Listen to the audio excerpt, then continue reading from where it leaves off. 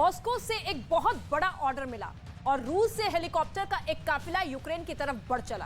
क्या इस हेलीकॉप्टर में पुतिन का कोई नुमाइंदा है? सवाल ये बना हुआ है, लेकिन इसके साथ ही आपको ये बताने की कोशिश करेंगे कि पुतिन के सामने अब अपने सबसे भयंकर हथियारों को लॉन्च करने के अलावा कोई दूसरा रास्ता नहीं है। पुतिन अब उस मिसाइल को गोदाम से निकाल सकते हैं जिसका कोई तोड़ नहीं। ये रिपोर्ट आप देखिए और पुतिन के गेम चेंजर हथियार को समझिए।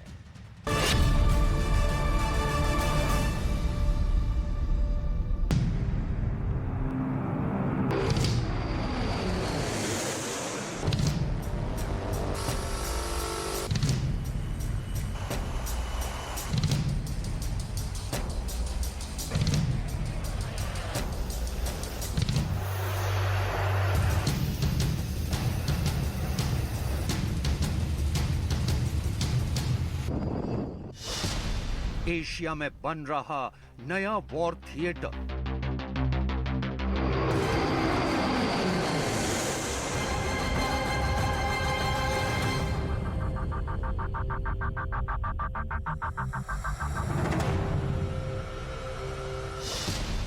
किम जोंग उन ने किया जापान सागर में धमाका।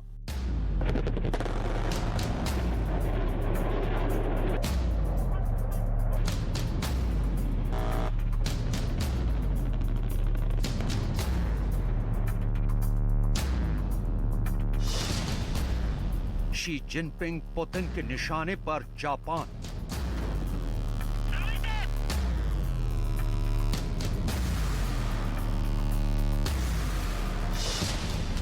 Combat ready warrior Kishida.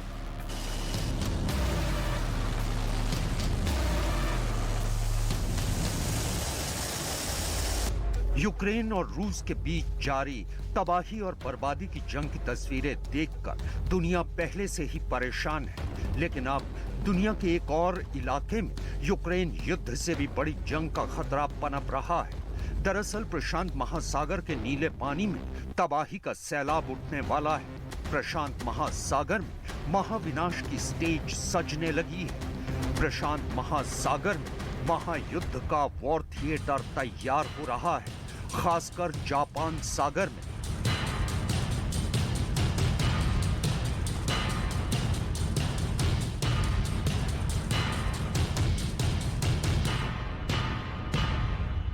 इससे पहले हम आपको इस खतरे के बारे में तफसील से समझाएं, उससे पहले हम आपको कुछ तस्वीरें दिखाते हैं।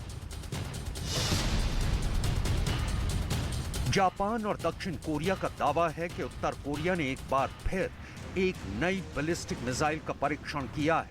दक्षिण कोरिया के जॉइंट चीफ ऑफ स्टाफ के मुताबिक उत्तर कोरिया ने 18 दिसंबर की दोपहर 2 बैलिस्टिक मिसाइलें दागी और इन्हें उत्तर कोरिया के टोंगचांग री इलाके से दागा गया। इससे पहले उत्तर Korea solid fuel motor system वाली नई तकनीक की मिसाइल का परीक्षण भी कर चुका है। जापान भी ये आरोप लगा चुका है कि इस साल उत्तर कोरिया 30 से ज्यादा मिसाइल परीक्षण कर चुका है और उसकी ये मिसाइलें जापान सागर में गिरी हैं। आइए अब आपको कुछ और तस्वीरें दिखाते हैं।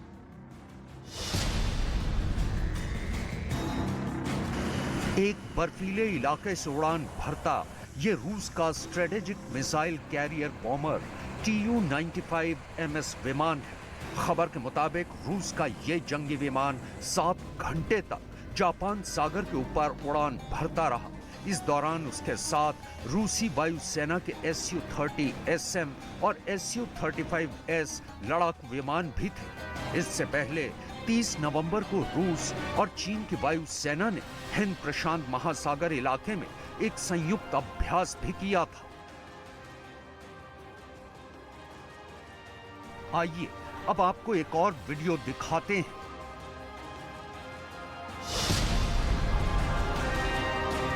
ये रूस का बेस्टियन मिसाइल सिस्टम है और इस वीडियो में यह दावा किया गया है कि इस वक्त इसे पैसिफिक आइलैंड में तैनात करने के लिए ले जाया जा रहा है और रूस अपने बेस्टियन मिसाइल सिस्टम से समंदर में 500 किलोमीटर की रेंज में किसी भी टारगेट को निशाना बना सकता है।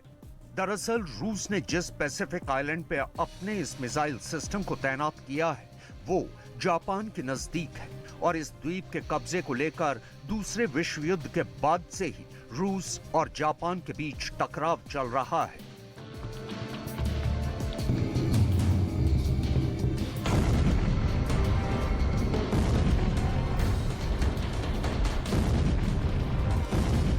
आइए अब आपको सिलसिलेवार तरीके से समझाते हैं कि इन तस्वीरों से आखिर जापान इतना परेशान क्यों है। दरअसल ये तमाम तस्वीरें जापान की सुरक्षा पर मंडराते सीधे खतरे से जुड़ी हैं। दरअसल उत्तर कोरिया, चीन और रूस तीनों मिलकर जापान के इर्द गिर्द एक ऐसा ट्रायंगल बना रहे हैं जिसमें उलझकर जापान तबाह भी हो सकता है। लिहाजा अपने ऊपर मंडराते खतरे से निपटने के लिए जापान ने दूसरे विश्व युद्ध के बाद एक ऐतिहासिक फैसला लिया है। जापान सरकार का ये फैसला एक ऐलान की शक्ल में पूरी दुनिया के सामने आया। 今後とも不変です。こうした点について透明性を持って国民に説明するのみならず、関係国にもよく説明をし、理解をしてもらう努力を続けてまいります。 जापान का कहना है कि अपने ऊपर उत्तर कोरिया, रूस और चीन के हमले के खतरे के मद्देनजर उसने ये फैसला लिया है। खबर के मुताबिक जापान 35,000 करोड़ डॉलर के हथियार खरीदने वाला है। इसके लिए जापान ने अमेरिका और इजराइल के साथ एक बड़ा रक्षा करार किया है। जापान और अमेरिका के बीच हुए इस सैन्य समझौते के मुताबिक जापान अमेरिका से कई आधुनिक और घातक हथियार ले रहा है। खबर के मुताबिक जापान अमेरिका से टॉमाहॉक क्रूज मिसाइलें खरीद रहा है। इसके अलावा वो अमेरिका से joint air to surface stand off मिसाइलें भी खरीद रहा है। इतना ही नहीं, Japan type 12 surface to ship guided मिसाइलें विकसित कर रहा है। जापान हाइपरसोनिक हथियार भी विकसित कर रहा है। जापान, ब्रिटेन और इटली मिलकर नेक्स्ट जनरेशन फाइटर जेट भी बना रहे हैं। इसके अलावा जापान अमेरिका से F-35 फाइटर जेट, ड्रोन और वॉरशिप वेपन सिस्टम भी खरीद रहा है। ये ऐसे हथियार हैं जिनका तोड़ चीन के पास भी नहीं है। जापान ने हाइपरसोनिक मिसाइल सिस्टम बनाने का ऐलान क्या किया, चीन के होश उड़ गए। जापान के फैसले पर अपनी प्रतिक्रिया देते हुए चीन के विदेश मंत्रालय ने कहा कि जापान चीन से खतरे की झूठी बुनियाद पर अपने मिसाइल कार्यक्रम को जारी रख रहा है। मतलब साफ है कि जापान के ऐलान ने चीन की टेंशन बढ़ा दी है। 中国是非洲的好朋友、好伙伴、好兄弟，中非合作平等相待、互利共赢、光明磊落、成果丰硕，受到非洲人民真诚欢迎。美方应当尊重非洲人民意愿，拿出实实在在的行动帮助非洲发展，而不是在抹黑、攻击别国上面大做文章。 लेकिन रक्षा विशेषज्ञों के मुताबिक जापान के पास अपने रक्षा बजट को बढ़ाने की वाजिब वजह है, क्योंकि रूस, चीन और उत्तर कोरिया की तिकड़ी को काउंटर करने के लिए जापान अकेला सक्षम नहीं है। लिहाजा उसे तीनों का मुकाबला करने के लिए अपने सुरक्षा दायरे को भी बढ़ाना पड़ेगा।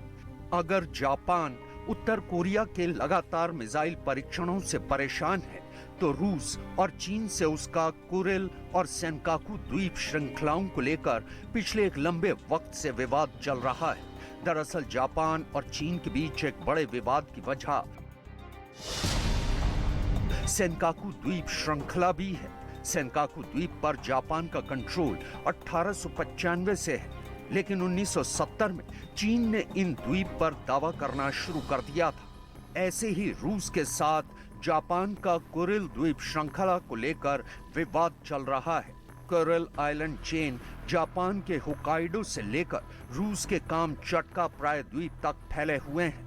ये ओखोटस्क सागर को उत्तरी प्रशांत महासागर से अलग करते हैं। रूस ने दूसरे विश्व युद्ध के बाद यहाँ 4 द्वीपों पर कब्जा कर लिया था। जापान आज भी कुरिल आइलैंड्स पर अपना दावा जताता है।